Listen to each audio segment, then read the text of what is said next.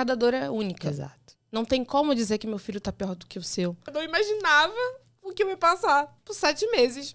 Mas eu falo assim, Deus, você não tem noção do presente. E você vai conseguir. Você não precisa desse remédio. Você vai conseguir. Cateter, tá tudo bem. Não tô te exigindo isso. Você pode ficar o tempo necessário. Mas o desmame você vai conseguir. E eu fiquei falando.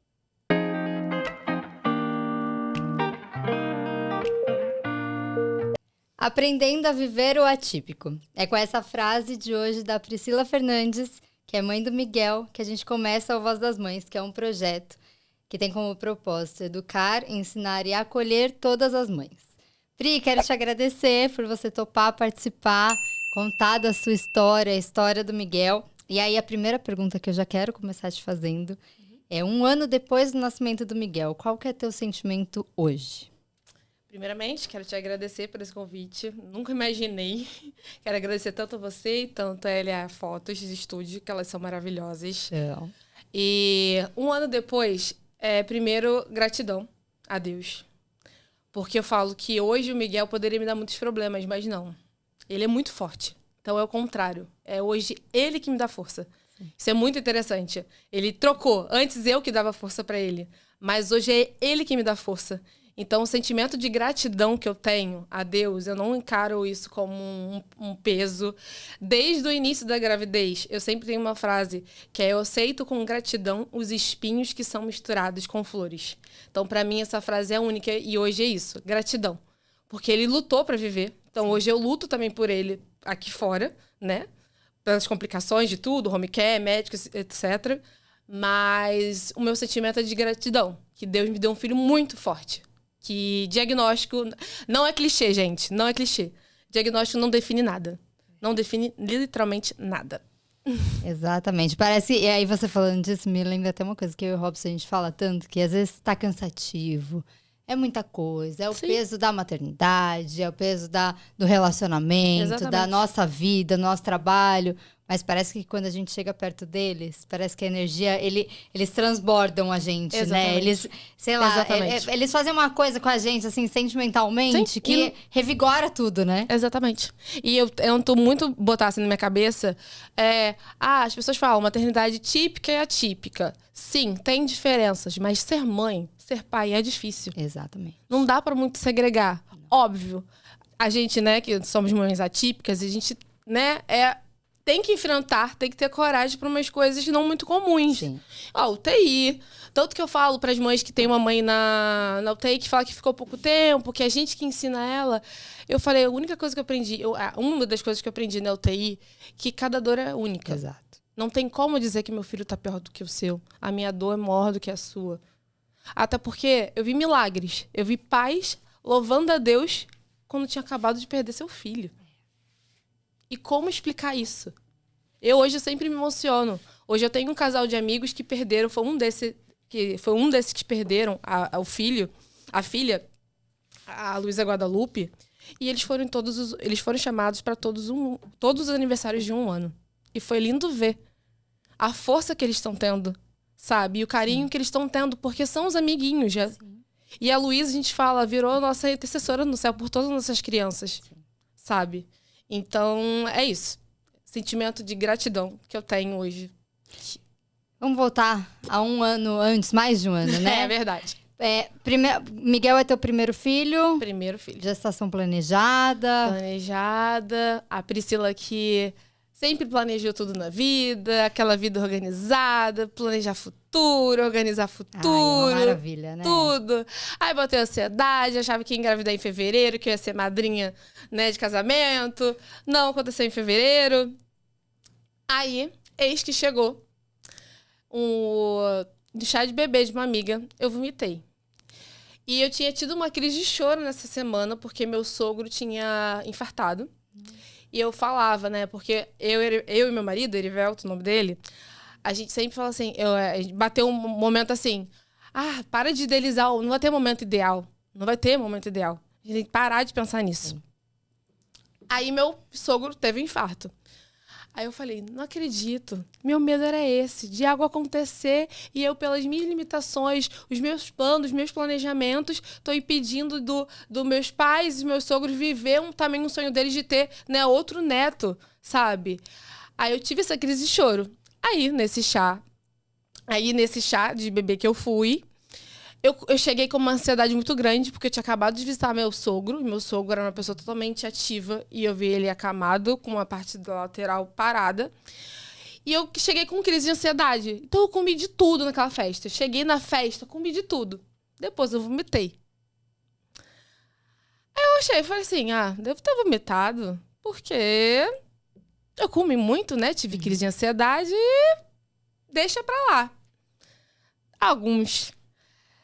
2 semanas depois, minha menstruação não desce. Aí eu falei, será? Será que é? Não deve ser. Não deve ser. Até agora não aconteceu. Eu falei pra Deus que eu ia relaxar, que eu não ia ficar ansiosa, que ele ia me mostrar o momento certo. Aí só que atrasou veio. Atrasou demais. Aí meu marido, tava um momento estressante do meu trabalho, meu marido me chamou dia de semana assim, vamos cortar a rotina? Vamos ali no barzinho? Aí eu falei, caraca, eu posso beber. Eu vou beber bebida alcoólica. E se eu estiver grávida? Aí eu fui, comprei o teste e sim, estava grávida. Foi aí que eu descobri. Aí foi um barzinho especial. Acabou o barzinho. Aí, como foi tão planejada, minha irmã... A gente já sabia que o nome ia ser Miguel, sempre ia ser Miguel, né? Porque a gente é muito ligado a São Miguel Arcanjo. É muito importante na nossa vida.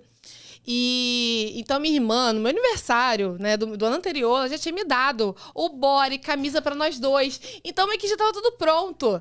Eu, na Black Friday do ano passado, do ano anterior, eu tinha comprado já aquele pai do ano. Que isso! Eu já tava, pra você ver como era tão, né, tão planejada.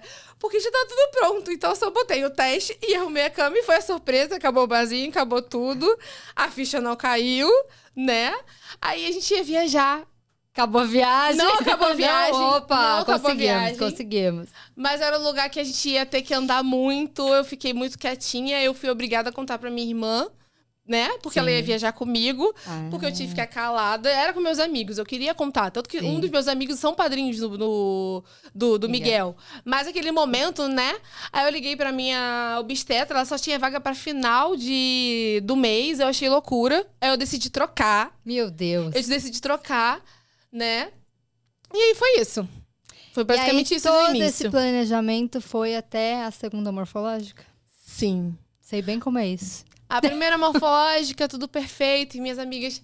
E meio que assim, eu botei na minha cabeça que apesar de todo esse planejamento, eu também sempre fui muito neurótica, né? Eu sou engenheira, então eu tenho muito de investigar a fundo as coisas. E eu falei que na gravidez eu não ia ser neurótica. Eu não ia procurar os melhores médicos, né? Eu não ia, digamos assim, né? Sem necessidade. Minha amiga falou, não, você tem que fazer ultra em tal lugar, porque o médico X, porque ele consegue enxergar tudo. Eu não tava com essa loucura, sabe? Eu ia ver o que meu plano cabia no meu plano. Sim.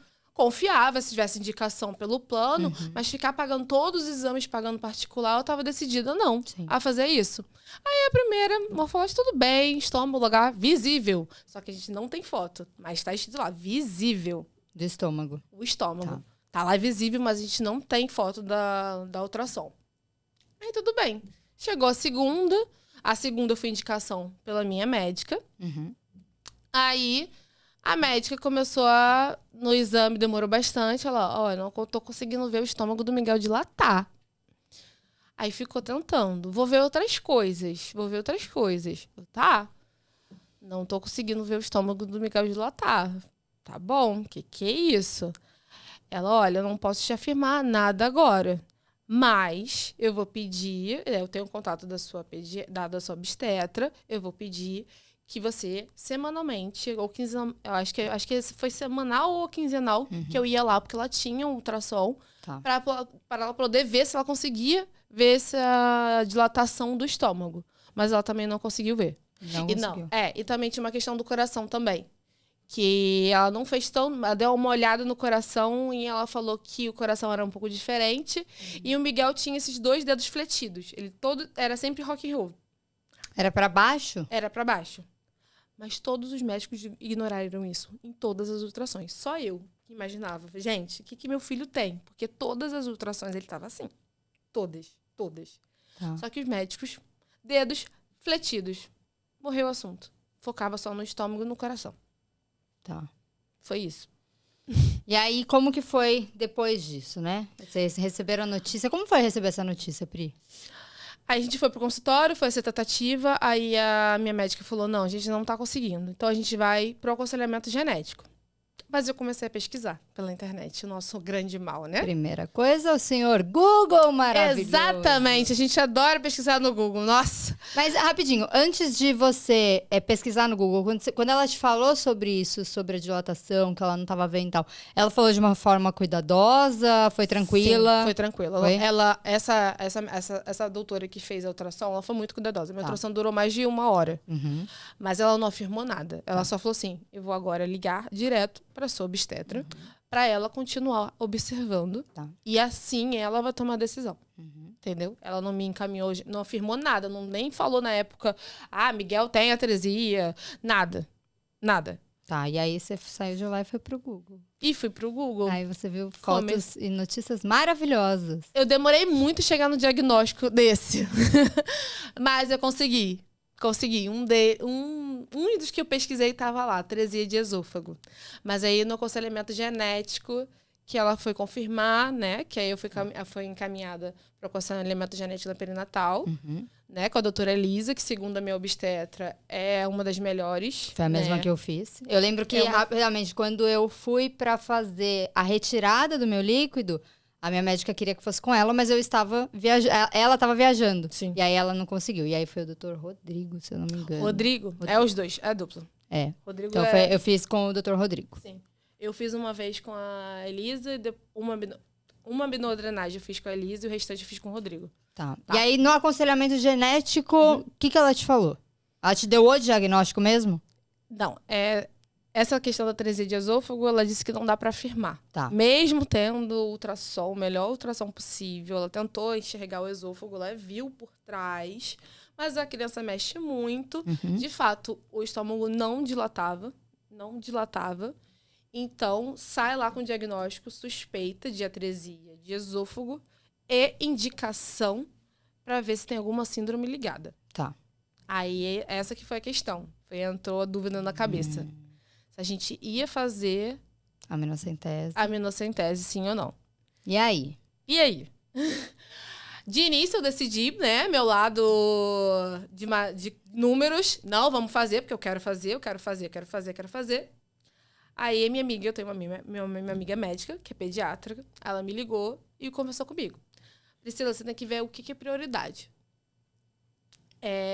No sentido de, o que hoje esse exame, né, vai fazer diferença para o Miguel.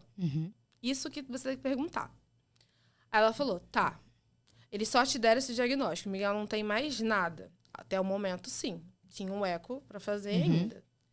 Tem que pensar, se fizer esse exame, vai ser bom, porque vai ter uma preparação pro parto, porque vai ser um parto de risco. Mas, antes de tudo isso, você tem que procurar uma pediatra.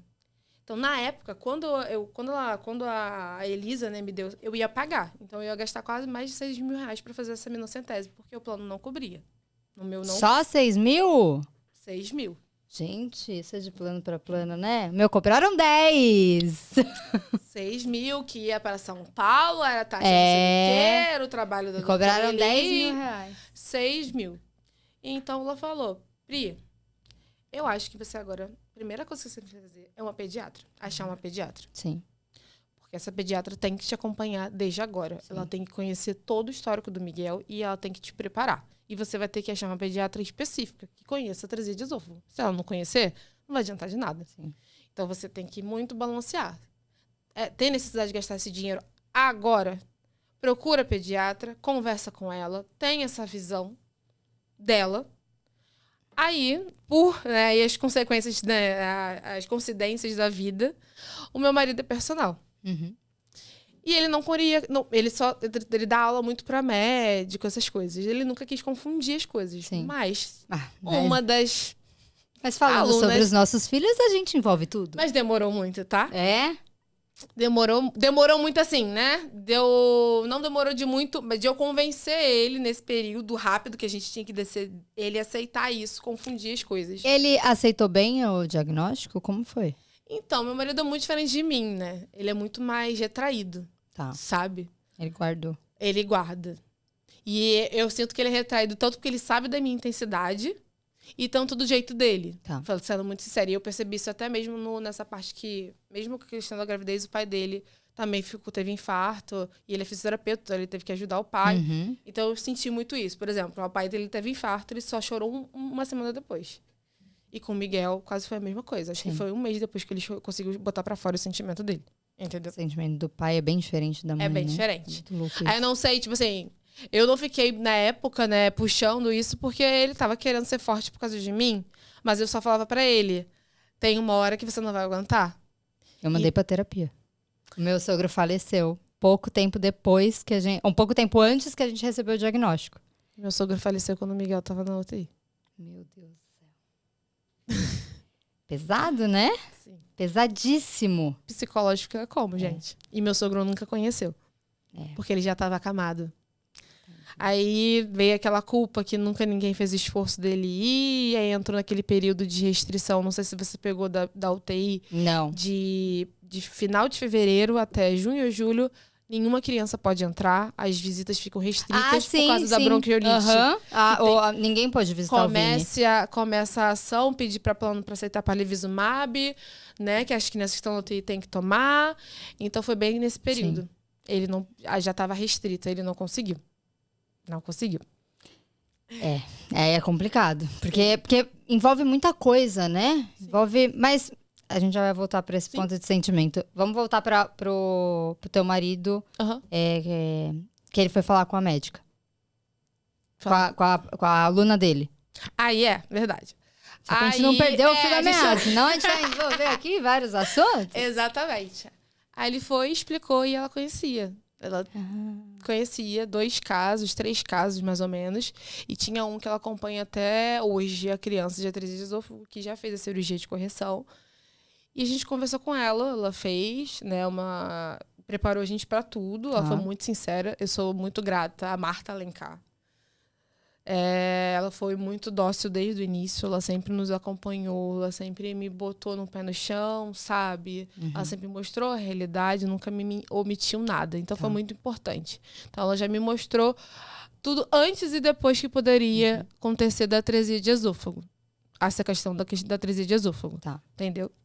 Aí, ok. A gente teve essa conversa, tudo em paz, a gravidez rolando. Até então, você só tinha a aminocentese para fazer, para saber o diagnóstico, não para retirar líquido. Isso.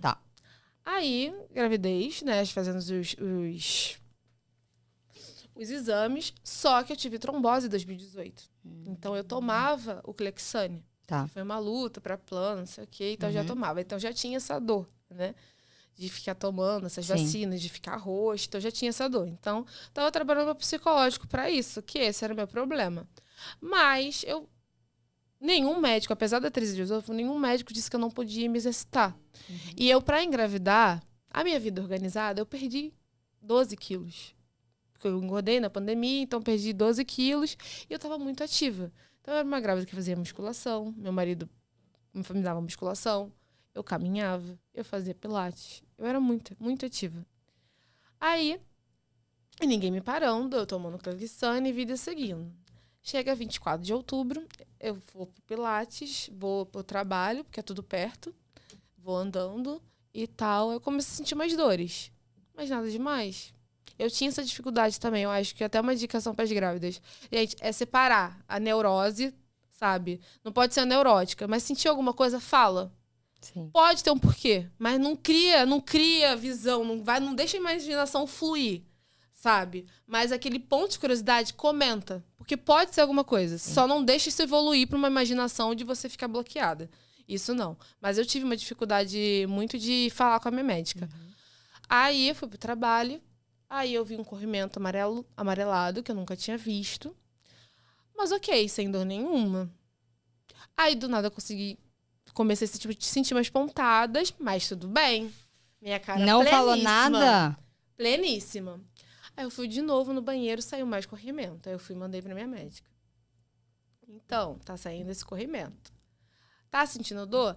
Não, tá leve, não tá nada demais, tá tudo suportado, tudo suportável. Só tem esse muco que tá saindo amarelado que nunca saiu. Que eu cheguei a ter um sangramento, mas foi de resto de menstruação e tal. Aí, ok. Tava numa reunião, do nada veio umas dores que eu não consegui disfarçar. Só que tava a secretária lá da empresa, que ela já perdeu filho. Ela, Priscila, você vai agora pro hospital. Eu falei, não precisa. Ela, mas você não tem noção da dor que você tá... Da sua face. Você tá sentindo uma dor. E assim foi. Ligou pro meu chefe, não sei o quê, pediram um Uber, não sei o quê, e eu comecei a sentir dor, muita dor, e eu estava contraindo, eu não tinha noção. Você estava com quantas semanas? 24 semanas. E foi logo após, a primeira vez que o Erivaldo, dia 23, ele conseguiu sentir o Miguel. Que nunca tinha conseguido sentir. O Miguel sentiu, e dia 24 de outubro de 2022, que o Miguel quis nascer. Só que eu não sabia que era dor de contração. Não sabia. Fui sentindo dor, fui botando remédio, aí cheguei, fui contra o taxista, ela gritava com o taxista, fala que ela tá parindo, que ela veio, pegou essa linha amarela, loucura, porque sempre vi na perinatal, porque minha médica, ela conhecia todo mundo daqui. Aí, eu não tinha noção que eu tava contraindo, para mim era uma dor.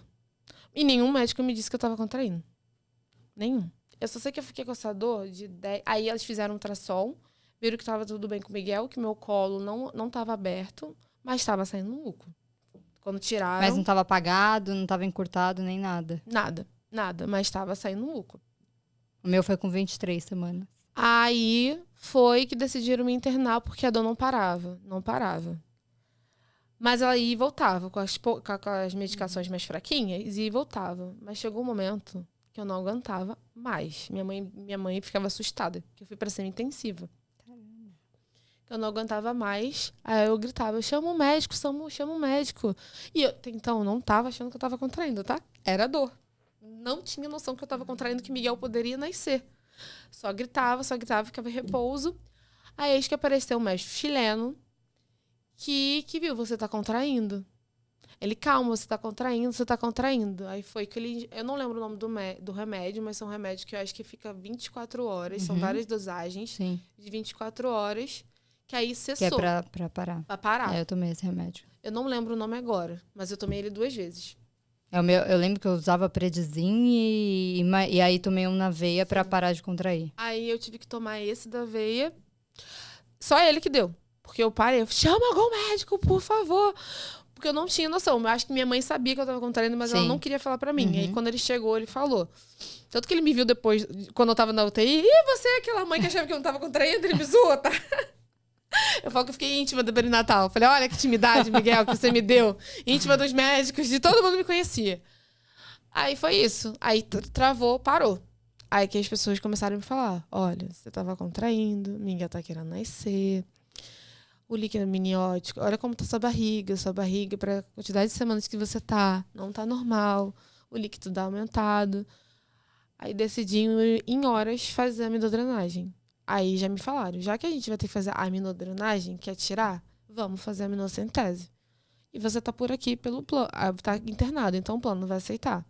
Aí eu não tive escolha.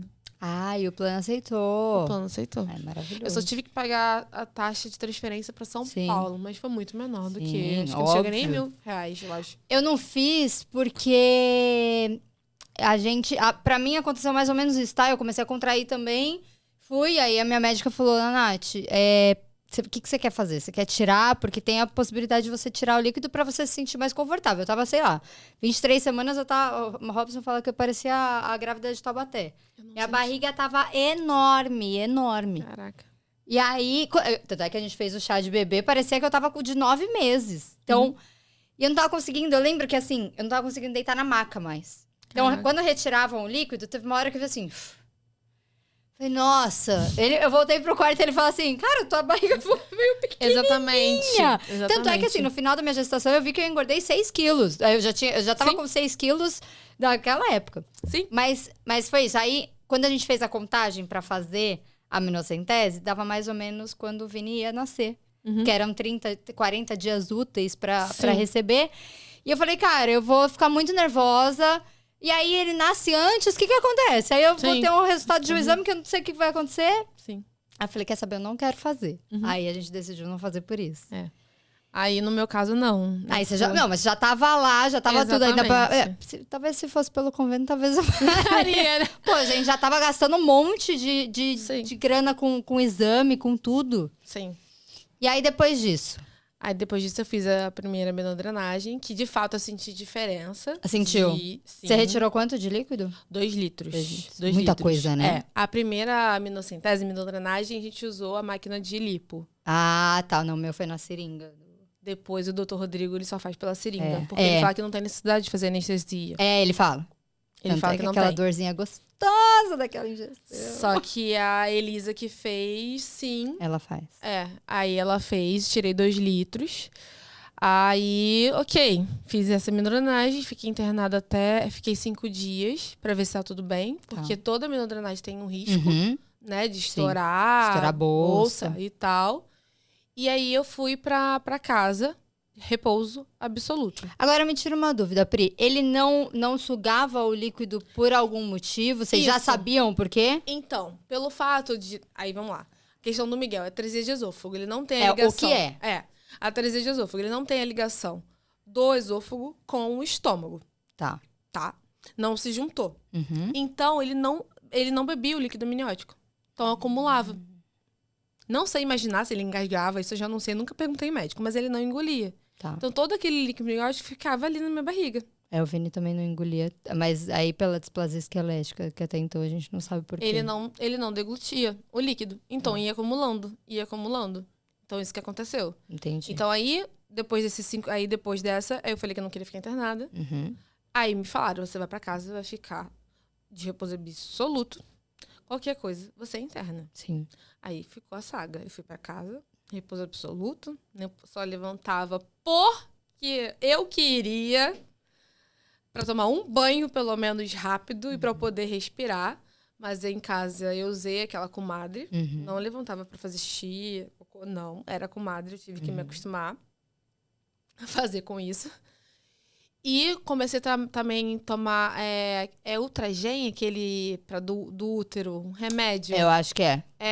Ultragestan, isso, não lembro. Ultragestan. Isso. Ultragestan, tomei muito. Tomei muito, destrói a gente, espinha. Acaba com a gente. Então, eu tomava, acho que eu botava 2 vezes pra tentar segurar. Por causa do líquido amniótico, podia pesar. Sim. Então, foi assim. Nossa, Ultragestan eu também usei, acho que a gestação inteira, talvez. Basicamente, de 24 de outubro até 9 de dezembro, eu internei umas 5 vezes. Eu fiquei íntima do pessoal da semi-intensiva. Sim. E dessas 5 vezes, eu fiz 3 aminodrenagens, no caso. Você retirou o líquido 3 vezes. Caramba! E eu ia de 15 dias pra minha médica pra ela acompanhar como tava o líquido. Aí, quando foi, Miguel nasceu dia 9, acho que foi no dia 6. Mas aí, vamos lá, tem outra coisa. Aí, nesse período, né, ele foi fazer o eco também. Aí, o doutor Sérgio teve que fazer o eco 4 vezes. Por quê? Como ele nasceu com essa má formação aqui, tudo aqui dele se formou diferente. Entendeu? Tudo aqui do Miguel é diferente. Então, o doutor Sérgio... Aí, na verdade, vamos lá. Eu não consegui... Me falaram do doutor Sérgio, que é o melhor. Aonde que é? O da... É da perinatal. Da perinatal não. Eu fui em outro, fui na zona... O Sérgio. Mas eu não fiz o primeiro nele. Tá. Só que o primeiro eco que eu fiz me deu um diagnóstico, uma suspeita de tetralogia de Fallot. Que isso, pelo nome, eu não pesquisei na internet. Eu não tive coragem. Pelo eu tava nome emocionalmente destruída. Eu falei assim, já só pelo nome... Já dá um medo. Vou pesquisar isso. É como... Minha amiga já tinha me falado do Dr. Sérgio, mas a agenda dele é impossível. Impossível. Aí, devido a esse diagnóstico que esse primeiro médico viu, ligou na hora pra ele. Então, tô com uma suspeita de uma criança de tetralogia de Fallot, você precisa ver urgente. Que já tem outros diagnósticos, você precisa ver urgente. Aí, sim, eu conheci o Dr. Sérgio. Ele teve que fazer 4 ecos para entender o coração do Miguel. Caramba. tanto dentro quanto fora. O Miguel fazia eco como ele zoava na UTI. É exame do Miguel, é remédio do Miguel, o eco. Até entender o coração do Miguel. Aí o Miguel não tem essa questão do coração, né? O Miguel, quando ele nasceu, só pra cortar aqui, isso não é muito... O Miguel, do coração do Miguel, ele tem um coração diferente, as veias, cabas são tudo diferentes, mas isso funcionando ok. Tá. O canal arterial dele não fechou sozinho, ele teve que fechar cirurgicamente, e hoje que ele tem é CIA, que é Encontro dos Átrios. Tá. Que é uma cirurgia que ele vai fazer mais velho, acho que mais de 4 anos de idade, que aí o corpo vai mostrar... Não tem como, você vai precisar, mas não vai ser de peito aberto, né? Não necessariamente vai precisar de ser de peito aberto. Então, essa parte do coração também teve essa suspeita, mas graças a Deus, não. Miguel do coração. O Miguel tem um coração diferente, mas funciona bem, desse jeito. Tá? E aí, você falou no dia do nascimento dele, você lembra como foi esse dia? Então, aí eu acho que foi 6 ou 7 de dezembro que eu fui para minha consulta, né, de rotina, de 15 dias. Aí a médica, Priscila, você tá sentindo sua calcinha mais molhada? Falei, tô. Mas pra mim é normal. Mas lembrando, tava tendo jogo do Brasil, eu sentia dor, sentia alguns corrimentos. Eu falava, eu não vou pro hospital. Porque eu sei, a próxima vez que eu for pro hospital, eu vou ficar até o Miguel nascer. Então só vou se eu sentir dor. Louca. Tá. Hoje eu falo assim, mães, não fazem isso, gente. Chegou o momento de eu falar isso pra minha médica, porque eu já tava tanto indo pro hospital, que eu não aguentava mais o ambiente hospitalar. Já tava querendo trauma. Tanto do plano, que eles estavam achando que eu tava de sacanagem, só falando isso. Porque eles estavam... Eu ia pra lá, ficava 5 horas esperando pra eles aprovar. Me deixavam naquela sala, que eu escutei. Já criei experiência da fala do anestesista. Todas aquelas falas ruins, eu peguei experiência, porque eu ficava ali, eles chegavam e falavam para todas as mães. Então, fiquei bem traumatizada, então eu falei que eu não queria internar, só se fosse muito grave, né? Se eu sentisse alguma coisa muito grave. Mas eu lembro que no penúltimo jogo do Brasil, eu senti essa dor, falei com ela falou, você quer internar? Ela falou, você vai internar, eu quero que você vá para o hospital. Eu falei, eu não vou. Aí minha irmã falou assim, você amanhã vai se arrumar, a gente vai tirar foto sua, porque Miguel você vai na próxima semana. Você falou isso pra mim. Não fui internar, não senti mais nada. No sábado tirei essa foto, mas na semana seguinte, acho que na terça ou quarta-feira, eu fui nela e ela me fez essa pergunta. Aí eu falei, sim, tô sentindo, mas pra mim é normal. Aí ela foi na hora, fez um teste, era o líquido amniótico. Minha bolsa estourou. Estourou? Bolsa rota? Isso, em cima, né? Estourou aqui em cima. Eu acho que é a bolsa virada. Isso, estourou aqui em cima. Aí ela foi pro hospital. Aí eu falei, não saiu mais, né? Ela, não sai mais. Aí eu vim chorando, até hoje eu choro. Aí eu falei assim, não acredito que eu vou sair, não sei o quê. E a meta era 32 semanas, estava muito perto de 32 semanas. Eu sempre falava, caraca, ela tão perto de 32 semanas, que era melhor pro pulmão dele, não sei o quê, não sei o que lá. Mas aí foi. Já saí dela urgente, liguei, mãe, minha casa tava fazendo faxina. Falei, mãe, arruma minha bolsa, porque agora eu vou pro hospital e eu não sei quando eu vou sair. Quando o Miguel quiser nascer. Aí, ok. Aí eu fui pro hospital, tava tudo bem. Aí o plano sacaneou de novo. Me fez esperar quase 6 horas. Aí eu escutei uma mãe lá que deve ter parto prematuro, que não tinha muito o que fazer, que a criança teve sofrimento. Aí já começou um terror psicológico. Aí eu fui pra semi-intensiva de novo.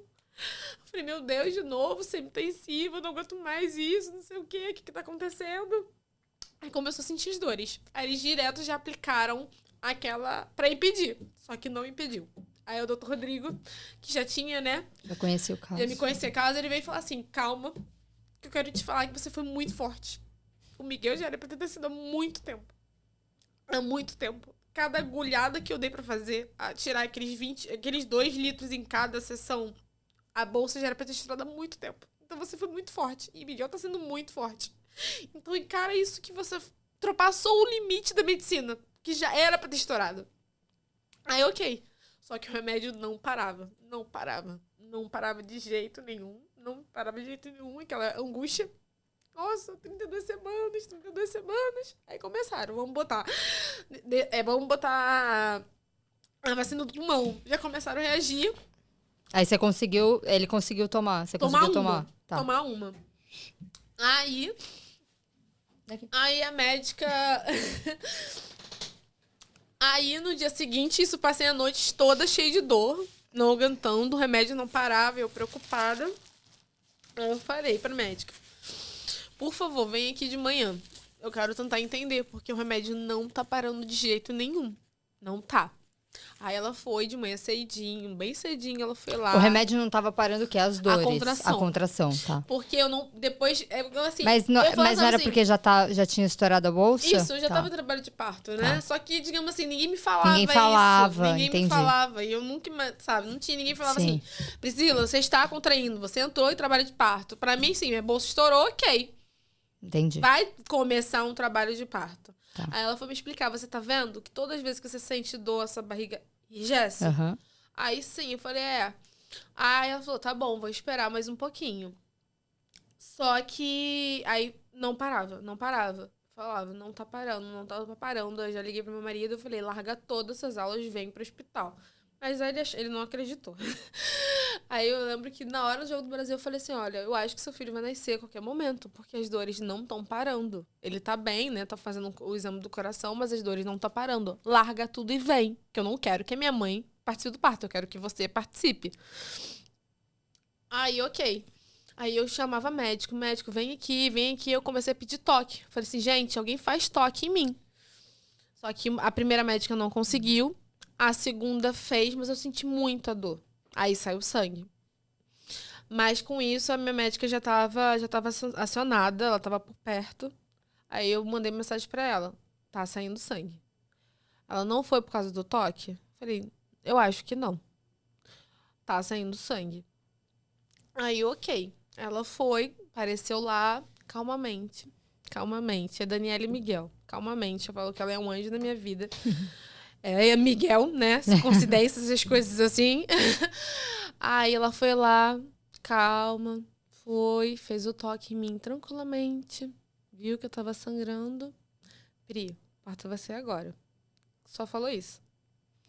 Aí minha mãe viu que ela acionou a equipe toda, desce ela pra minha mãe e fala, desce ela pra UTI agora, começa não sei o que, medicação X, medicação Y, ela vai ter que parir, não sei o que, eu quero isso o mais rápido possível, liga pra pediatra, não sei o que. Minha mãe falou que ela fez essa loucura, mas comigo ela só falou assim, o parto vai ser agora, tá bom? Cesárea. Aí eu fui pra UTI, mas graças a Deus pra UTI, pra tomar as medicações, pra botar já as coisas, né? Só que eu nem tomei a medicação, que ela falou, não vai tomar. Do nada ela cortou, falou, esquece, minha equipe toda já chegou. A pediatra, a minha pediatra, né, não conseguiu chegar a tempo no início, mas já acionaram da UTI. E eu fui pro parto, mas ela... Aí minha dor parou, né? Aí eu fui pra ela no meio da cirurgia, meio lá do centro cirúrgico. Falei, a gente não pode esperar mais um pouco? A dor parou. Ela, Pri, não. Chegou o momento. Falei, mas tá tão pertinho, a dor parou, não sei o que fizeram na UTI. Aí a gente foi pra sala de cirurgia, até fiquei zoando. Vai pra essa aqui eu já entrei. Eu fiquei zoando.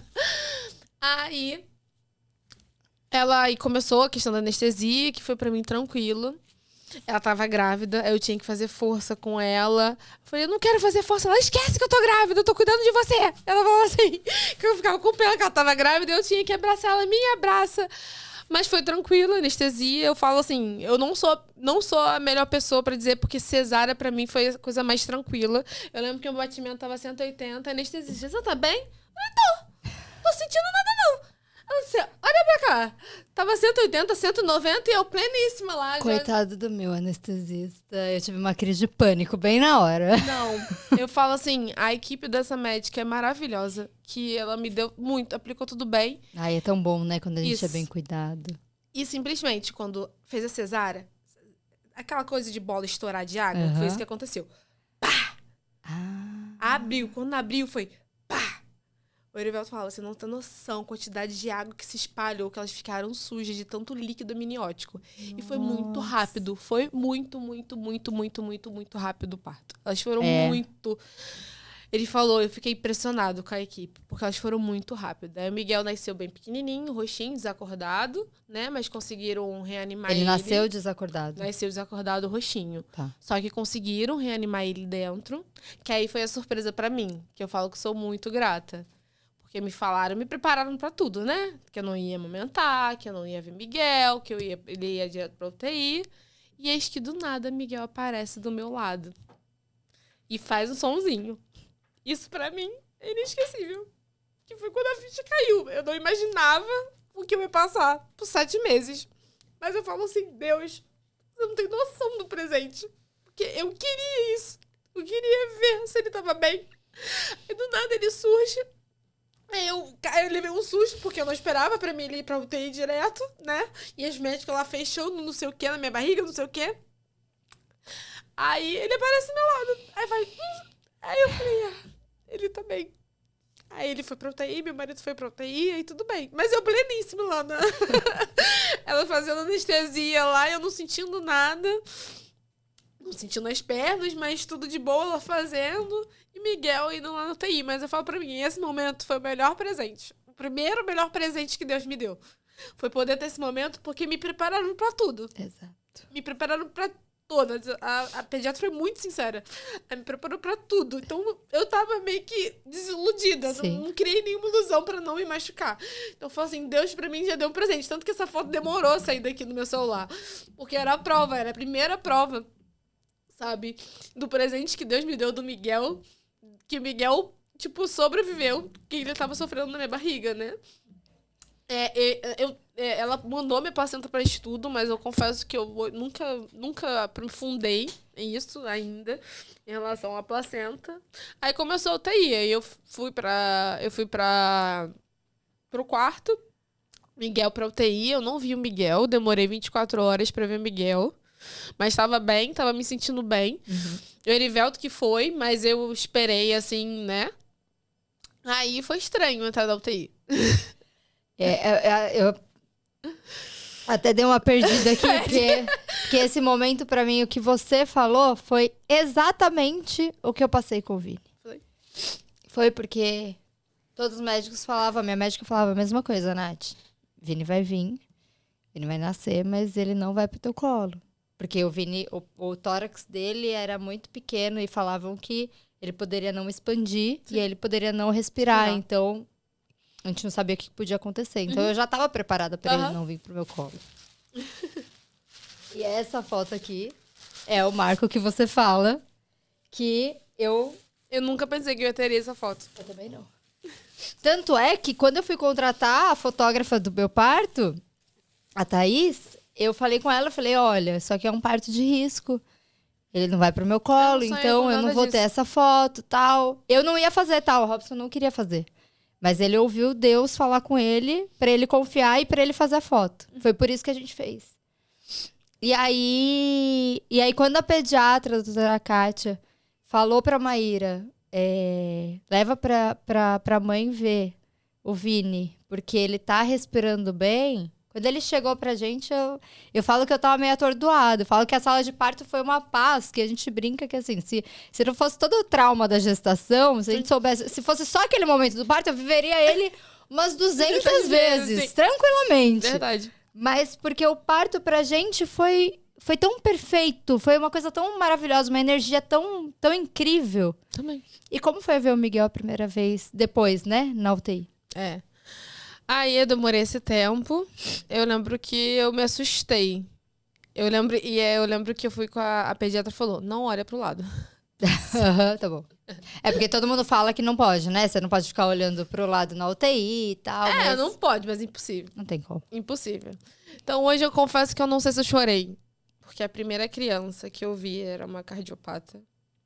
Que tava do público. Que tava esperando a cirurgia. E tava com muito problema. Então, eu lembro que, digamos assim, era impossível. O Miguel tava aqui. E a criança tava aqui, com uma parede de medicamentos. Meu Deus. Era impossível não olhar. E a entrada era aqui. Você nunca tinha entrado na UTI antes? Nunca. Eu só conversava com o Dr. Sérgio. Dr. Sérgio, como eu fiz 4, né, ultrassons com o eco, então eu virei íntima dele. Ele falava, menina, hoje nasceu 5 crianças cardiopatas. Você não tem noção como tá a UTI. Ele sempre me dava esses tipos de comentários. Eu me atrasei, desculpa, porque nasceu 2 crianças cardiopatas, eu tenho que ir lá fazer eco, não sei o quê, desculpa pelo atraso, vou parar aqui, depois ando um pouco, tomo um chocolate pra ver se Miguel melhora, muda de posição. Eu tenho que ir lá em cima, mas eu nunca entrei numa UTI. Eu pergunto isso porque quando eu fiquei internada, uma psicóloga veio conversar comigo, com 33 semanas. E aí ela perguntou, ela falou assim, posso te ajudar com alguma coisa? Você precisa de alguma coisa? Eu falei, eu quero conhecer a UTI. E ela tomou um susto, ela falou, tipo, por que você quer conhecer a UTI? Eu falei, não é pra onde meu filho vai direto. E aí eu conversei com o doutor Fernando, né? Doutor Fernando. Que é o chefe da UTI. Exatamente. Eu não tive ninguém. E aí eu fui levada pra aquela salinha que falam que é a salinha, né? Aquela salinha da tortura, que a gente recebe só aquelas notícias boas. E aí o doutor Fernando explicou tudo pra mim. Aí foi ele que me deu a notícia que o Vini não viria pro meu colo.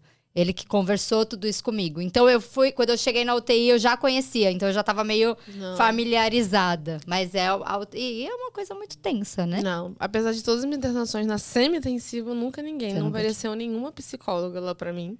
Só apareceu no primeiro dia. Que eu ia embora, né? Que eu tive alta. Tá. Porque ela me encorajou pra eu poder ir. Tá. Ela e a enfermeira Dina, que é a mãe, eu falo que é a mãe de UTI do Miguel, que foram elas que me confortavam pra eu sair, pra pelo menos 1 ou 3 dias eu respeitar o meu corpo. Sim. Né? Porque foi feita uma cesárea, eu tive trombose, né? E tinha que pensar. Então, mas esse antes, o UTI foi literalmente primeira vez. E aí quando você viu o Miguel ali... Então, pra mim, hoje eu vou te dizer, o Miguel tava... O Miguel acho que só tava com CPAP numa caixinha, na incubadora, na incubadora, nem lembro mais, na incubadora ele tava de CPAP com a toquinha e tal. Tá, só o respiradorzinho. E, tipo, tava tudo baixo, sabe? Então, eu acho que hoje, pra mim, acho que foi assustador, foi isso. Porque a primeira, né, o companheiro do Miguel, que infelizmente não sobreviveu, foi essa criança. Entendi. Porque era uma parede de... Era impossível. O Miguel aqui e a criança aqui. Eu olhava pro Miguel, mas eu olhava pra parede de remédio, apitando, não sei o que lá, não pode apitar. Eu aprendi a olhar qual medicamento que ele não podia parar de tomar. Que se apitasse, tinha que trocar correndo, senão a criança podia acontecer alguma coisa com a criança. Porque eu escutava as enfermeiras falando, olha, essa bomba aqui não pode apitar. E aí parece que a gente começa a se abraçar na UTI, né? Sim. Uma mãe vai cuidando de outra. E as técnicas querem que a gente não queria esse vínculo. Não tem como. Não, impossível. Não, imagina, impossível. É impossível não ter. E você pegou o Miguel no colo depois de quanto tempo? Olha, acho que foi depois de umas 2, 3 semanas. Quantos dias na UTI total? 203 dias. 203 dias. Eu fiquei 6 dias.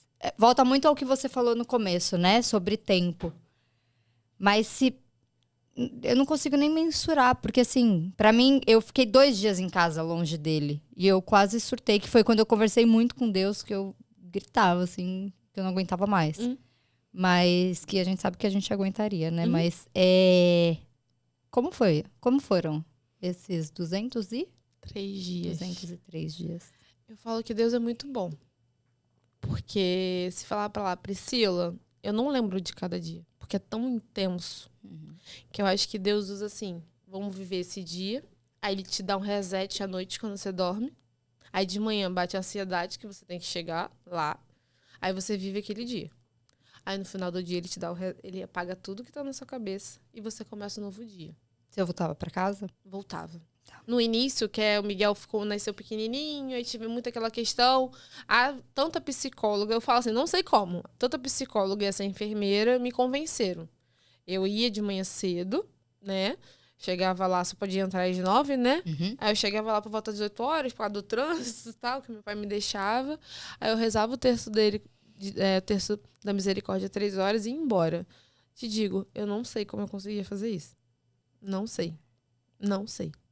Eu sei que no dia seguinte eu acordava ansiosa pra chegar. Mas como eu conseguia sair sem chorar, eu não sei te explicar. Eu falo, Deus fazia isso. Parece que ele dava um reset na minha mente, no meu coração. Eu falo assim, eu tava confiando nele, né? Sim. Eu tava confiando nele. Então essa era a resposta dele. Então mais ou menos foram uns 2 meses, assim. A gente ficava muito só, porque o Miguel, esses 2 primeiros meses, com a questão da atresia de esôfago, é a seguinte. Solução. Nasceu com atresia de esôfago, vamos ver qual tipo. Miguel nasceu sem fístula. Ufa. Tá, vamos ver. Quantas vértebras tem de distância do coto do esôfago pro coto do estômago? Miguel era longo, né? Aí o doutor Fernando falou assim pra mim, temos 2 soluções. Uma, a gente espera ele crescer, à medida que ele cresce, tudo cresce, essa distância diminui, a gente já pode fazer a cirurgia. A outra é fazer a esofagostomia, que é botar o esôfago, esse coto do esôfago, né, que ficou até mais ou menos aqui, jogar pro pescoço, toda a saliva que ele deglute sai por aqui e ele faz a GTT. Tá. Mas só retificando, a GTT já era desde o início. A primeira cirurgia dele, para ele comer, ele teve que fazer GTT, porque ele não tinha outra forma de comer. Então, a primeira cirurgia dele com 20 dias de vida foi a GTT, tá? Mas aí depois parte para essa questão. A parte do esôfago, o que a gente faz? Ele ficava com uma sonda de aspiração o tempo todo, 24 horas. Aquela que aspira só às vezes, era 24 horas. Miguel deu muito trabalho para achar qual tipo de sonda ideal para ele, se era 8, se era 6, se era o quê, aí botava uma na outra para ser mais eficiente. Tudo que eu falo, Miguel me ensinou a palavra cialorreico, que é muito secretivo. Os médicos só falavam cialorreico. Depois de muito tempo que eu fui entender que a cialorreia que é secreção. Entendi.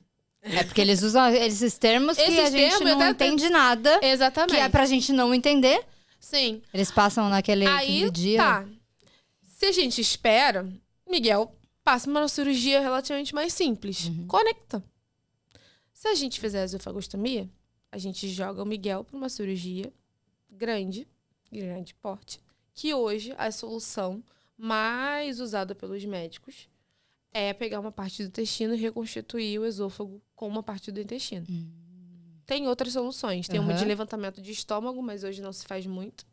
Tem uma nos Estados Unidos que usa imã para tentar diminuir essa distância, mas aqui no Brasil ninguém faz.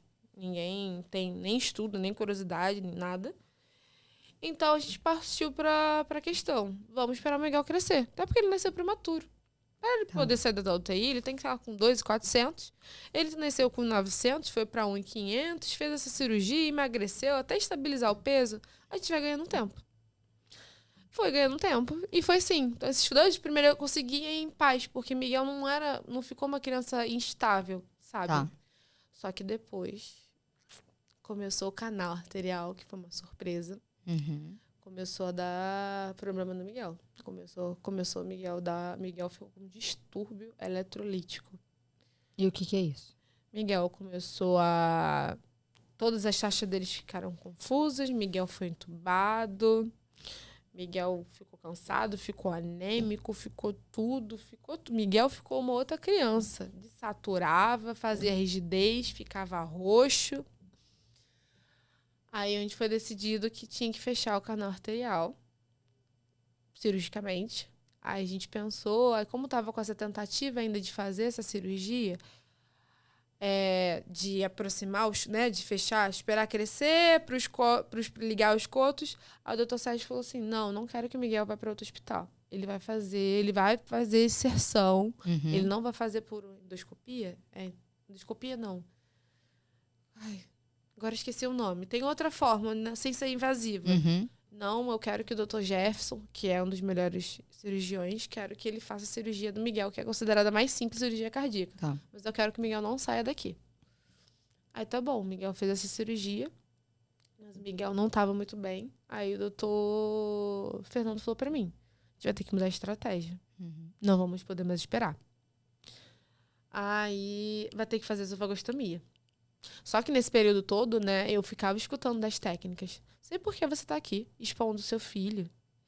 Porque Miguel poderia ter feito essa esofagostomia e já estaria em casa, já estaria evoluindo. Aí eu falei, mas você sabe depois da cirurgia que ele vai enfrentar? Você vai enfrentar pra mim? Você vai ficar 8 horas comigo lá, suportando, esperando pra ver a cirurgia de reconstituição e ver se dá tudo certo? Era essa a minha briga com as Você técnicas. teve muita falta de empatia na UTI? Com algumas técnicas, sim. Eu tenho técnica... E assim, Miguel ficou 7 meses, então conheci muitas técnicas. Mas a gente teve... Graças a Deus, a gente conseguiu ter um grupo bom. Que, infelizmente, rodava. Depois, pelo fato de ter muito tempo, eu tive prioridade. Eu falava com a menina que eu queria aquela técnica para eu poder respirar às vezes. Sim. Nem que seja ali fora, nem em casa, mas que eu ficasse pelo menos 1 hora lá fora. Mas eu tive muita falta de empatia, porque Miguel dava trabalho. Aí Miguel começou a dar muito trabalho. Miguel começou a saturar, ficar roxo. Aí veio a equipe toda. Entendeu? Entendi. Então, Miguel que começou... E essa parte da sonda, Miguel deu muito trabalho para as enfermeiras. Elas tinham que criar uma lógica. Elas tiveram que criar uma lógica para ficar pro Miguel, porque o Miguel engasgava muito, sabe? Então, foi muito ruim isso. Então, digamos assim, no todo, não vou generalizar. Tive uma grande parte que foi muito boa. Foi muita empatia. Sim. Tanto que viraram mães. Todas foram... As que tiveram empatia com o Miguel foram no aniversário de 1 ano dele. Compartilho foto até hoje. Só que teve algumas que... Principalmente as noturnas, eu falo. Sim. Nunca durma, mães. Nunca durma. Se não tiver necessidade, não durma numa UTI à noite. Porque você se assusta. Você vai ver coisa que a gente não quer ver. E quando o Miguel começou a passar mal, meu marido dormir todos os dias. Depois de um tempo ele não estava aguentando, entrou minha irmã. E a gente foi conversando, pedindo exceção, porque não estava difícil. Porque eu falava, eu não confio no turno da noite. Para mim não tem cabimento, o pessoal, tudo bem, é direito dormir, uma equipe dormir, mas tá cheio de criança grave. Mas não pode deixar sozinho. Tá cheio de criança grave. A equipe é reduzida pela metade. Não. A gente via a cena ali durante o dia mesmo, de criança sozinha na UTI, sem, assim, os pais, mas sem ninguém pra olhar ali. Ah, a noite era pior? Ah, não, mas lembra mãezinha? Porque não... É mãezinha, né? Falava mãezinha. Maravilhosa. Adoro essa frase, essa palavra. Aí, eu falava, noite eu não confio. Aí eles falavam, Priscila, você não tem que considerar que é só as técnicas e enfermeiras. Tem os médicos. Que nunca estão ali. Aí eu falei, mas os médicos também não dormem? Ou na sala, ou na própria sala de emergência? Priscila, é regra. Então tá bom, eu quero todo mundo dormir. Eu quero abrir exceção, por favor, que eu vou precisar de uma rede de apoio para dormir aqui, porque eu não quero o Miguel sozinho. Sim. Não, e pode, né? Porque é engraçado, porque eu não sabia. Pode, mas não tem estrutura. Não, e ninguém fala. Mas não tem estrutura. E não tem estrutura. Ninguém fala que a mãe e o pai podem dormir na UTI com o filho. A mãe ou o pai, né? E aí teve um dia que eu não sei da onde que a gente tava conversando, que eu falei, eu não aguento mais. No primeiro dia que eu fui embora, eu falei, é muito ruim ter que ir embora, deixar ele aqui e tal. E aí uma mãe falou pra mim assim, mas por que você não dorme? Falei, mas não pode. Ela falou, pode. Se você solicitar, você pode dormir. Por que as técnicas não falam isso? Porque aí ela olhou pra mim e falou assim, porque você vai mais atrapalhar elas do que ajudar. E realmente. Ou elas vão fazer você de bucha. Exatamente. Elas me ensinaram, elas não iam no Miguel à noite. É isso. Era aí. menos uma criança. Pri, o que você tirou de mais positivo da UTI? De positivo da UTI foi essa questão. Que cada dor é única. Que eu tenho que respeitar a dor do outro. Sim. Eu não posso falar que minha dor é maior pra tudo nessa vida.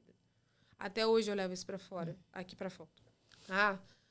Eu tenho, né? Tem todos os problemas falando, aí minha mãe não quer me contar as coisas, porque você já tá passando por uma coisa. Mas, mãe, essa dor é única. E essa dor também é importante pra mim. E hoje eu falo, Miguel não tá me dando trabalho pra você não compartilhar as coisas pra mim. Sim. Então, eu acho que a UTI me ensinou muito essa questão de tempo. Primeiramente, acho que foi o momento que Deus mostrou pra mim que ele que é o dono da minha vida. Sim. É ele que define as coisas. Eu não tenho controle de nada. A Priscila controlava tudo. Não controla nada. Ele sabe o momento certo de tudo. Então, acho que ele tirou isso de mim. Eu falo que ele me desconstruiu muito. Muito. Muito. Não é só assim, agora eu só penso no Miguel. É em tudo. Até com os outros. A minha forma de falar. Porque hoje eu tenho home care. Então, a maneira como eu falo, penso na situação do outro. Então, hoje eu penso muito mais. E eu acho que dos grandes aprendizados que eu vi foi questão de religião. A gente teve um grupo, a gente conseguiu criar um grupo até hoje que diversas religiões, todas 7 horas a gente rezava pelas crianças. E ali cada um rezava do seu jeito. Rezava do seu jeito. E a gente unificava com o Pai Nosso. E cada um ali também botava as suas dores pra fora pra dar apoio. Isso é tão importante. Então, esse grupo surgiu no meu período de lá, esses 7 meses, e se perpétua até hoje. E foi esse momento de ver que Deus, como eu posso dizer, Deus ensina no sim e no não. E às vezes o não também é bom. Sim. Só que a gente não entende, demora a entender. Mas o não também é bom. Morte também é vida. É difícil um pouco de entender isso, quem não tá lá, quem não viveu uma experiência de UTI. Mas até a morte você vê milagre. Sim. Isso pra mim foi muito forte. Isso pra mim... E eu falo pra você que, digamos assim, Miguel foi muito grave. Mas eu sei que a parte da... Eu nunca tive essa parte da cardíaca. Mas eu tive muitas mães que tiveram. Tive que dar, né? A gente criei muito vínculo com as mães que foram da cardíaca e depois de um tempo vai lá pra UTI 1. Miguel nunca saiu da UTI 1. Você foi pra UTI 1 ou 2? Fiquei nas duas. Miguel sempre ficou na 1. Miguel nunca foi pra 2. Então, e tem a cardíaca. Então, a cardíaca, eu não tenho essa noção. Mas eu sei do relato de muitas mães. E o quanto crianças fazem parada cardíaca e os médicos reagem àquela criança. Sim. Isso é inexplicável. E até falando, elogiando o Dr. Jefferson, sabe? Quando ele perde uma criança, você vê a dor dele. Sim. Ele fala, poxa, eu tentei de tudo, mas não deu. E teve num momento dessa de oração que ele foi capaz de ir lá, falar, rezar com a gente. E falar que no dia antes da cirurgia, ele foi pra missa pedir discernimento a Deus.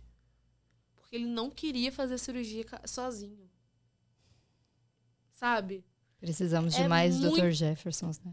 Exatamente. Eu falo assim, gente, ele é o melhor médico não só porque é de experiência, estudo, não. Ele é humano. Ele enxerga a profissão além da medicina. Exato.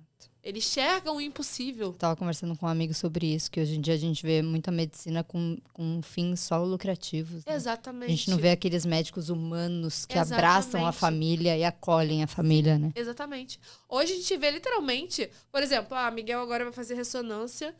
Eu fui no neuro de plano impossível. Não tem, não dá. Eu falei assim, não. Aí a pediatra pode pedir ressonância. Ela pediu, com o resultado, aí eu vou procurar agora um neuro de confiança e vou ter que pagar. Sim. Porque não tem...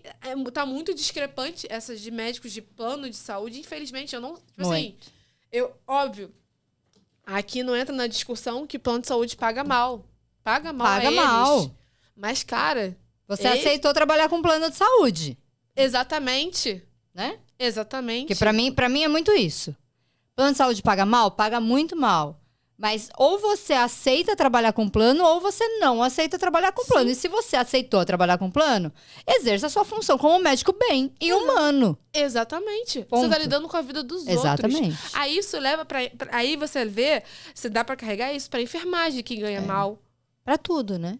Mas eu acho que é muito... Técnico. Lidar com a área da saúde é muito... Eu acho que a pessoa tem que olhar como se fosse um membro da família dela ali, na frente dela. Exatamente. Você ia tratar a tua mãe? Se fosse o teu filho, você ia tratar desse jeito no hospital? Exatamente. Você ia atender realmente desse jeito? É assim que você quer? Que os médicos atendam a tua família? Sim. Não, né? Sim.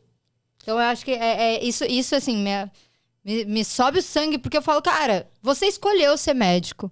Você escolheu ser técnico de enfermagem. Foi uma opção. Você escolheu trabalhar com um plano de saúde ou não. Então você não pode não ter empatia. Você fez um juramento. Você não pode não ter empatia com uma família. Você não pode não acolher uma família. E voltando essa questão de UTI, digamos assim, eu vi muito mais enfermeira fazer mais do que médico. Sim. Eu tinha enfermeiras ali, que eu tenho contato até hoje, tá?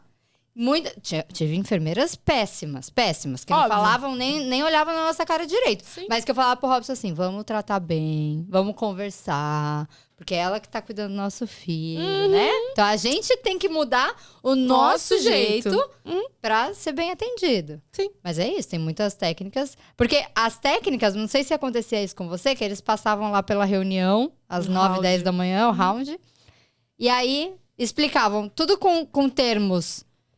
Técnicos extremamente difíceis e sair embora. Aí a técnica vinha depois e falava, Natália, o que eles falaram foi isso. E me explicando que eu falava, gente, tá, eu tentava me meter nas conversas, mas Tinha hora que não dava.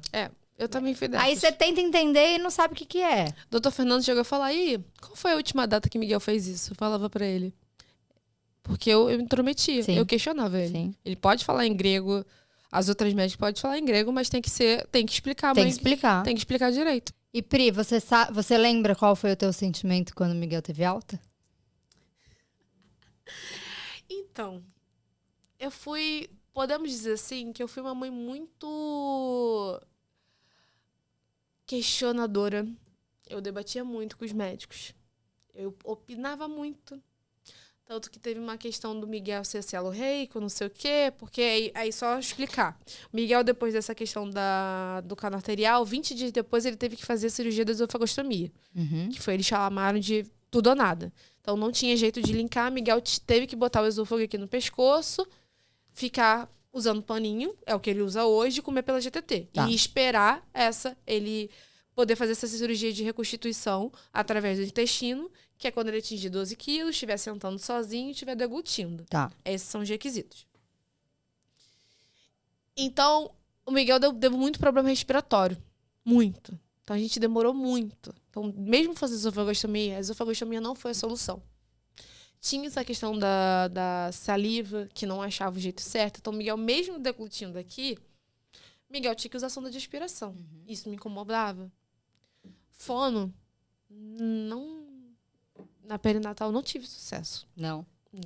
Ninguém ensinou Miguel a deglutir lá. Então foi muito uma briga para poder sair de lá. Quando eu falo briga para sair de lá, é que eu pedi muito discernimento de Deus, assim. Eu fui vendo ele melhorando aos poucos, né? No tempo dele. Era toda hora. CPAP, entuba, CPAP, entuba, CPAP, entuba. Aí o doutor Fernando me chamou. Vamos ter que botar tráqueo. Eu fui, pesquisei. Aí eu fui questionar ele. Você sabe que essa decisão da tráqueo, você sabe que Miguel não vai tirar tráqueo nem tão cedo. Porque você vai estar criando uma via segura, que nenhum médico vai querer. Mesmo que ele melhore respiratoriamente, como ele tem essa cirurgia na frente, nenhum médico vai tirar. Isso eu não posso te dar certeza. Falei, mas é óbvio. É óbvio. Sim. Não precisa ser médico para saber disso. Miguel vai ficar de tráqueo até ele poder resolver essa questão da atresia de esôfago. Ok. Aí eu fui. Ele ficou essa questão. Então eu vou chamar a pneumo pra gente ver se o Miguel só tem esse problema de deglutição ou tem a questão também pulmonar. A pneumo demorou tanto a aparecer que do nada a médica Renata falou assim, Miguel tá diferente, né, Priscila? Falei, Miguel tá diferente. Só que desde que o doutor Fernando falou dessa questão da tráqueo, eu comecei a fazer uma novena. Aí ela do nada falou assim, Miguel tá diferente, né? Falei, acho que eu vou dar uma chance pra ele. Vamos fazer o desmame de novo? Vamos ver se ele aguenta? Falei, tá bom. Isso foi no final de semana. Aí eu falei segunda-feira com o doutor Fernando, que a médica foi, nem me viu, nem foi num horário que eu não tava lá, que falou que ia, eu fui embora. Aí quem tava lá era a sobrinha do meu marido, então ela não soube explicar direito. Aí ela me ligou falando, pra mim eu quero que Miguel bote tráqueo, porque ele não tem nada no pulmão, mas ele precisa ter uma via aérea segura, que é hoje que ele não tem. Mas aí como o Miguel tava melhorado, eu falei, tá bom, você me deu essa resposta, mas eu vou falar com o doutor Fernando. Falei, doutor Fernando, a doutora Renata falou que Miguel melhorou. Eu quero que a gente faça um desmame, mas eu quero que a gente teste o Miguel. Ultrapassa o limite dele. Vê o limite dele. Nada que ele desmame a cada 2 dias. Ele, calma, Priscila, não dá pra fazer isso, tem que ser um desmame consciente. Aí ele fez um esquema e Miguel aguentou. Miguel foi pro catéter. Foi pro CPAP, no módulo. Aí eles começaram a botar o Miguel padrão home care. Aí do nada, a doutora Renata, que tinha visto, tirou o CPAP e Miguel só ficou no catéter. E Miguel ficou aguentando. Aí o Miguel foi aguentando. Só que ninguém falava de home care. Sim. Aí eu todo round falava, doutora Fernanda, qual o critério pro Miguel ir pro home care? Priscila, você sabe do histórico do Miguel. Não tem como decidir. Simplesmente, todos os médicos tinham medo do Miguel. Todos os médicos. Todos os médicos tinham medo do que o Miguel era capaz dessa parte respiratória. Porque Miguel teve laringomalácia. Depois, a gente aqui fora descobriu que ele tem traqueomalácia. Laringomalácia flacidez da laringe. Tá. Colaba. Momento da respiração, colaba. E a tráqueo também. A tráqueo malaça também. Tem momentos... Você vê que às vezes o Miguel respira, dá aquela pausa. Aí depois ele fala. Porque colabou. Por causa dessa flacidez. Eu cheguei a procurar o otorrino. Achei o melhor otorrino, que é o Paulo. Daqui, o doutor Fernando, na época, não permitiu que ele fizesse exame. Falou que se fosse chamar o doutor Paulo queria... É novo no caso, ia reverter tudo, ia demorar mais, não sei o quê. Aí ficou essa briga. Miguel tá melhorando, gente. Só que Miguel também tinha um desmame da sedação. Que Miguel teve crise de... Ele deu abstinência de sedação. Tá. Então tava esses dois brigando. Desmame e eu brigando. Miguel consegue, Miguel consegue, Miguel consegue, Miguel consegue, Miguel consegue, Miguel consegue. Então... Foi nessa briga. Então, a saída do Miguel, pra mim, eu falo assim, a ficha só caiu depois. Porque um dia antes eu tinha discutido com a médica. Porque ela não queria, ela pediu o home care já tinha ido no hospital, já tava tudo na minha casa, já tava tudo organizado. Só que teve essa questão do desmame do remédio. Aí o doutor Fernando falou que não achava cabível cortado nada. Aí eu falei... cortado nada, que tinha que esperar mais alguns dias. Aí, na época, eu falei pra ela, do meu psicológico, que eu não aguentava mais, mas que eu confiava no meu filho. Que meu filho tava mostrando há semanas, há meses, né? Que ele tava evoluindo, que ele era capaz. Aí, a gente, numa breve discussão, porque ela falava, você questiona muito, não sei o que lá. Falei, tira o meu remédio do Miguel. O Miguel vai aguentar. Então, ela falou, eu vou dar 24 horas pro Miguel. Se Miguel aguentar 24 horas e não fizer abstinência, aí a gente marca o dia que o Miguel... o home care pode buscar o Miguel. Aí eu fui lá pra sala, fui lá pro quarto do Miguel, chorei muito com ele. Eu lembro que todas as mães estavam preocupadas comigo, fiquei lá. Round da noite aconteceu, me deixaram lá e eu conversando com o Miguel. Miguel, você vai conseguir. Você não precisa desse remédio. Você vai conseguir. Cateter, tá tudo bem. Não tô te exigindo isso. Você pode ficar o tempo necessário. Mas o desmame você vai conseguir. E eu fiquei falando. Só que pra mim foi muito forte aquele embate com a médica. No dia seguinte, eu não fui pro hospital de manhã. E minha mãe, como assim, Priscila? Eu falei, mãe, eu não tô bem. Era a técnica que eu gostava. Eu falei, Ju, eu não vou pro hospital. Eu não tô bem. Porque eu sei que meu filho é capaz de sair desse hospital. De ficar exposto nesse hospital. Só que os médicos estão com medo. Tanto que ela falou na minha cara. Você sabe que se ele fizer isso, ele pode internar no dia seguinte.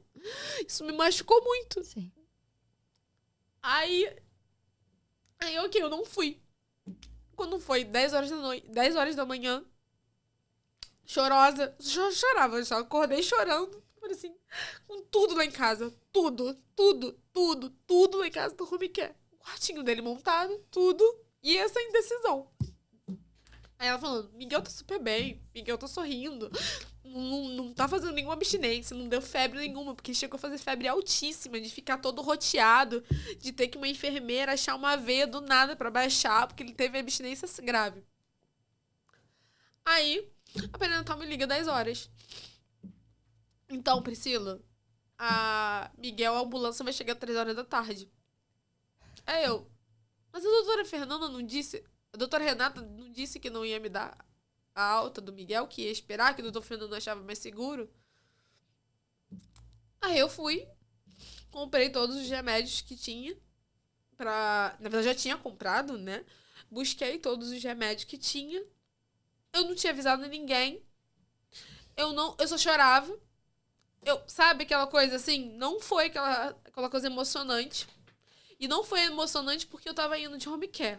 Porque eu sabia que a realidade... Miguel, pra sair, era de home care. Os Sim. médicos só iam liberar de home care. Isso eu estava consciente. Sim. Mas a maneira que foi, a ficha demorou muito a cair. rápido, né? Porque pra mim, digamos assim, discuti com ela um dia anterior. Ela falou assim na minha cara, tipo assim, até falei pra ela, até repreendi depois, porque ela disse que Miguel poderia... Ah, Miguel vai sair hoje, na sexta-feira ele pode reinternar. Você quer isso? Aí, eu não caiu. Aí meu marido fica feliz, eu só sabia chorar. Ele fica feliz, eu só sabia chorar. Aí eu cheguei, tanto que a ambulância chegou 3, eu cheguei 10 para as 3. Aí as mães já tinham falado, já tá no quadro que Miguel vai sair, como assim? Você não avisou nada. Aí eu fui contar a história. Uma já sabia, eu já imaginava, porque me viram mal no dia seguinte, no dia anterior. Aí eu fui sair com o Miguel. Aí a ficha caiu quando a gente tava na ambulância. Ele olhando pra mim, de catete, segurando minha mão, pleníssimo. Pleníssimo. Tem até uma foto, ele segurando minha mão, pleníssimo lá, olhando assim. Conseguimos, mamãe. Só isso. É isso, conseguimos. E aí foi a história do home care. E eu falo assim, Deus... Tipo assim, a confiança tava tão grande... Porque do início do home care, Miguel teve problema para achar o catéter errado, mudava o catéter de adulto para o de criança, então Miguel ficou períodos sem catéter. Meu Deus. E o Miguel não fez nada. O Miguel nunca reinternou. Sabe? Miguel não reinternou. Ele teve que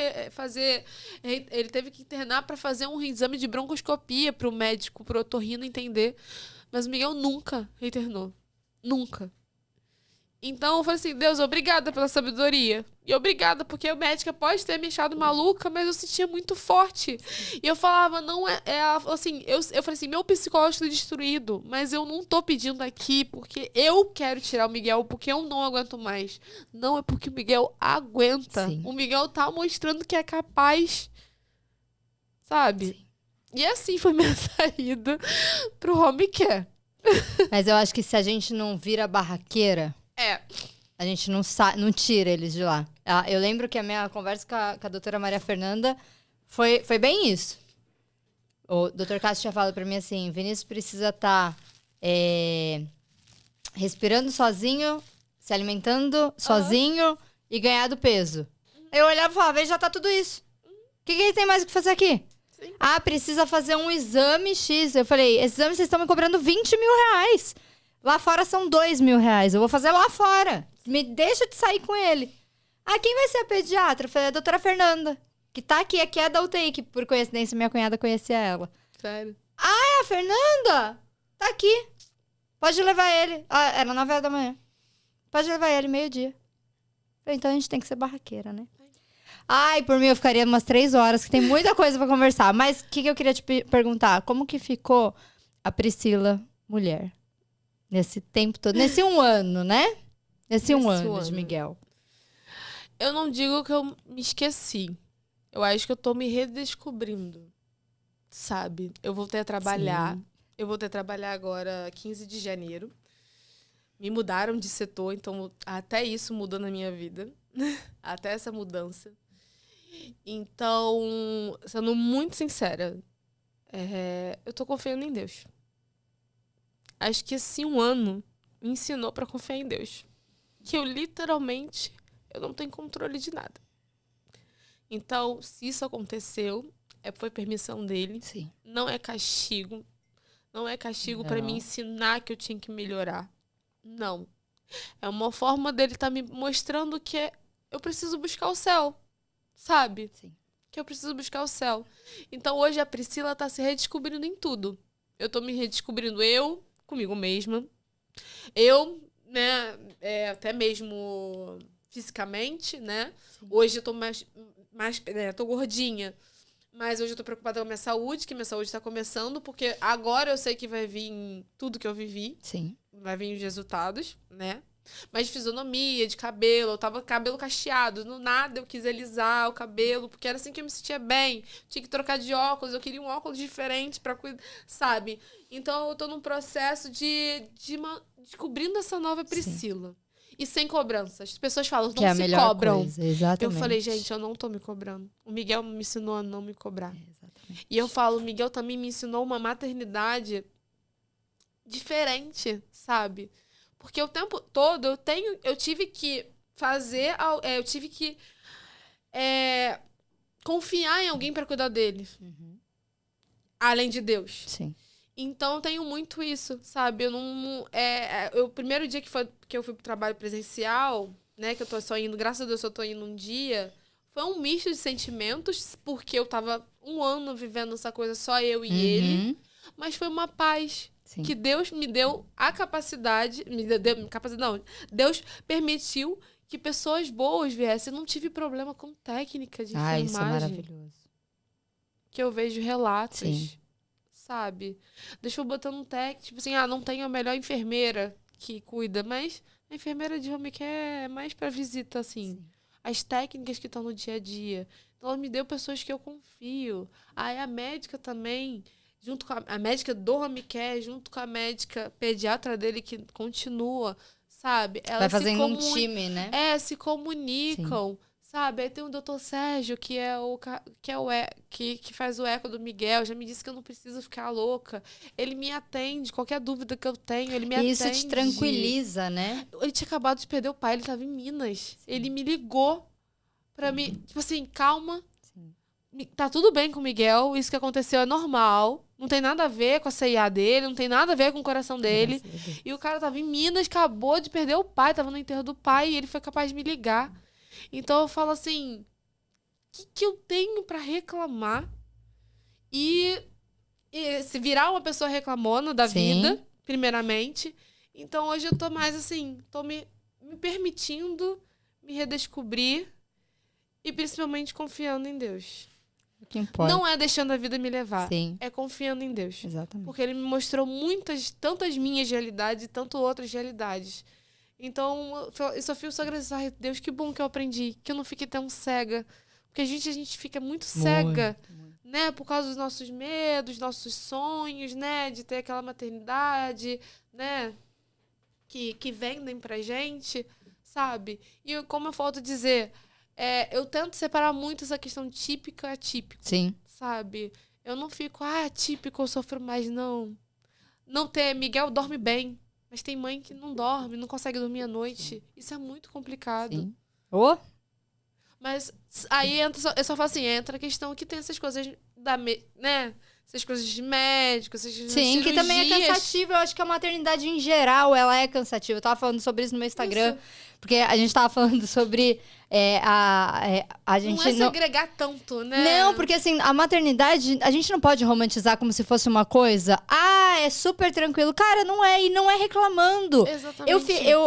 Quando eu falo que eu não gosto de ter que ficar 1 hora fazendo o Vini dormir, aí eu já ouvi assim, mas você não rezou tanto, não pediu tanto pra Deus, pra ele estar vivo? Gente, eu pedi, mas é cansativo. Eu não é porque eu não estou reclamando. Sim. Eu estou colocando um fato que acontece. Sim. Que, é o que eu gostaria? Não, gostaria que meu filho dormisse em 15 minutos. Ele não dorme, tá tudo bem, não deixa de fazer. Sim. Eu faço o que tem que ser feito. Mas, é cansativo. Sim. Mas porque você acumula com as outras rotinas. Mas as pessoas não entendem isso. Elas acham que tudo é reclamação. Exatamente. Pri, como o Miguel está hoje, pra gente encerrar, antes que meu diretor brigue comigo, como que o Miguel está hoje, eu queria que você mostrasse a GTT. Tá. Quer mostrar a GTT primeiro? Pode ir falando junto, o que você acha melhor. Então, hoje eu falo que Miguel está super bem, graças a Deus. Ele ainda dorme de catéter, porque eu fisou pra ele que ele se entrega. Ele se entrega ao sono, mas porque a rotina dele é muito puxada. Sim. Miguel faz 2 fisioterapias por dia, por causa, digamos assim, nesse período, só pra tentar cortar, pra resumir, nesse período que a gente teve a TI, ele fez, além do cariótipo, que deu nada, ele fez o microway. Foi o microway que deu essa questão da síndrome microdeleção do cromossomo 2 e cromossomo 18. Que o Cássio disse que não tem o que... Justifica o que ele tem, mas não tem como definir o futuro. É estímulo o resto da vida. O resto da vida, assim, né? Miguel anda, não? Não, ainda não anda. Mas agora... Miguel tá com 1 ano, né? Mas a postura dele tá melhor. Os reflexos dele estão melhor. Então, por isso... E a única coisa que a gente não tem ainda é a ressonância do crânio. Que a gente não fez. Não foi... como ele ficava dopado da UTI, não foi feito ressonância na UTI. É uma coisa que eu queria ter feito na UTI, que agora eu vou ter que fazer aqui. Vai ser até, inclusive, semana que vem.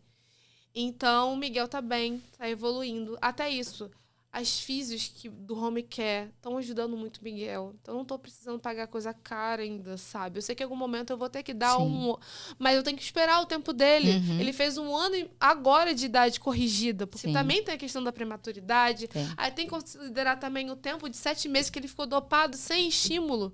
Porque na UTI é só respiratória. É muita coisa envolvida, Exatamente. Ele tem o tempo dele. Então, mas o Miguel tá evoluindo.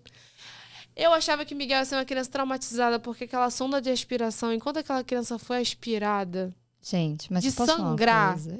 A gente tava conversando sobre isso, Robson. O Miguel é a coisa mais gostosa. Miguel sorri Aquele tanto. sorriso dele é muito gostoso. Eu vou falar pra você, olha, outro presente que Deus me deu, porque tem uma mãe que fala, eu lembro que você disse que seu maior medo era o Miguel não sorrir. Ah, e ele sorri. E Miguel sorriu com CPAP, com aquele, né, o primeiro sorriso dele foi com CPAP, com aquele negócio, com uma touca. Ele deu o primeiro sorriso com isso. Como eu vou reclamar da vida? Não tem como. Me mostra o GTT. antes que eu tome bronca. A GTT dele. Ele fez essa cirurgia, né, dos 20 dias de vida. Então, desde os 20 dias de vida dele, ele come por esse bottomzinho aqui, que é tipo um plugzinho. Para inserir, né, nele, tem que ser assim, com essa parte aqui se chama balonete. Então, para inserir no buraquinho, né, no orifício que tem direto no estômago, a gente insere assim, pega uma seringa com água filtrada, ou tem um soro lá específico, infla para prender. Para prender. Olha, que interessante isso. Então, imagina, isso aqui fica dentro do estômago, isso aqui fica para fora da barriga. Tá. É assim que fica na barriguinha dele. Tá. Não tem problema. Não tem problema nenhum. Tem algumas crianças que têm bastante problema, mas graças a Deus nem isso Miguel tem. Até mesmo a cicatrização da GTD dele é perfeita, não tem granuloma, sabe? Não tem. E como ele se alimenta? Toda vez que ele se alimenta, ele come comida pastosa. Para passar por aqui, tem que ser comida bem pastosa. Não pode ter grãozinhos, porque entope. A gente abre isso aqui. No kit, né, que vem com o bottle, costuma vir 2 extensores. Isso aqui são nome de extensor. Tem esse extensor mais fino, que a gente bota para água, para leite, para suco, né, coado. E para conectar, tem que ser setinha com setinha. Conecta. Rodou. A gente pega a sonda, enche, né? Pode pegar com a comida, assim, simula, enche. E a gente vai fazendo por aqui. E vai inserindo. Tá. Então, a barriguinha dele tá assim e a gente vai inserindo aos poucos. Então, ele come comida e toma todos os líquidos por ali. Por aqui. Tá. Ele alguma vez vocês já colocaram na boca dele comida, algum sabor, coisa assim, pra ele experimentar? Sim. Tá. Como ele engasga muito, né? A pediatra dele, a Marta Alencar, falou pra gente com calma. Então, ele ficou muito tempo só sabor. Cotonete, molhadinho, porque ela disse que existe. Se a gente, né, como a gente não sabe como é de fato a deglutição e tal, e a própria saliva, né, ela vai uns requisitos pro pulmão. Sim. Então, também tem a parte da comida, também pode ir pro pulmão quimicamente. Então, pode dar pneumonia química. Tá. Isso existe também. Então, a gente demorou muito, mas graças a Deus o Miguel vem melhorando os engasgos. Então, hoje, a gente não dá tanto volume. Mas hoje, por exemplo, a gente dá um picolézinho pra ele. Eu tô fazendo um picolé de fruta pra ele. Eu até postei já, de goiaba, que ele bota a língua pra fora. Eu achava que ele ia ter muito trauma, ele não tem, ele deixa detoque. Miguel adora. Pra fazer aqueles sorrisos, é você apertando ele, é você enchendo ele de beijo. Ele adora isso. Eu nunca imaginei aquela criança tão traumatizada com a aspiração, que até hoje a gente continua, mas graças a Deus, nessa última vez que ele ficou meio gripadinho, a gente conseguiu... A mãe criou coragem de fazer lavagem nasal e a gente conseguiu aspirar pelo menos uma vez o elétrico. Então, assim, ufa. Que bom. Ufa. Tá dando certo. Então, Pri, basicamente isso. Eu queria agora, pra gente finalizar, que você olhasse para aquela câmera e desse uma mensagem do seu coração para as mães atípicas. Para as mães atípicas. Olha, o que eu tenho para dizer para mães atípicas. Confie nos seus filhos. Às vezes o diagnóstico, a situação, pode parecer impossível. Não ter solução, né? Não ter uma solução possível.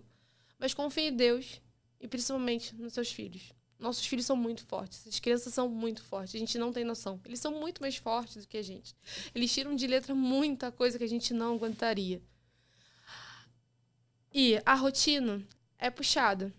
Mas se Deus nos deu essa missão, Então vamos encarar e vamos confiar que ele vai estar cuidando tanto dos nossos filhos e tanto da gente.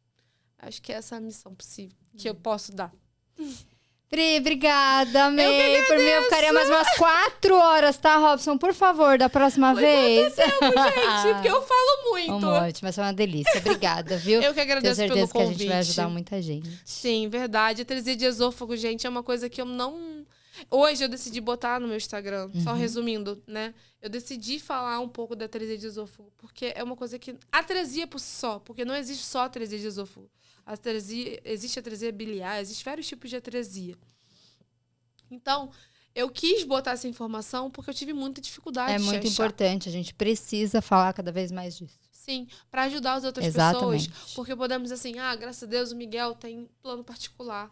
No público é muito complicado. Mas dando uma dica, quem tem atresia de esôfago e depende, pelo menos aqui do Rio de Janeiro, o Hospital da Criança e o Instituto Fernandes Figueira, o IFF, são os melhores hospitais, referências para crianças. Eles tratam muito bem. Tanto que o Paulo, agora esqueci o nome do sobrenome do otorrino, ele trabalha no IFF. Ele é excelente. Ele tem muita experiência com atresia de esôfago.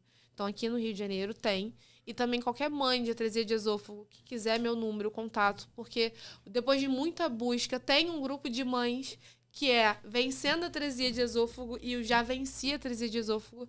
Então, a gente se ajuda nas dificuldades.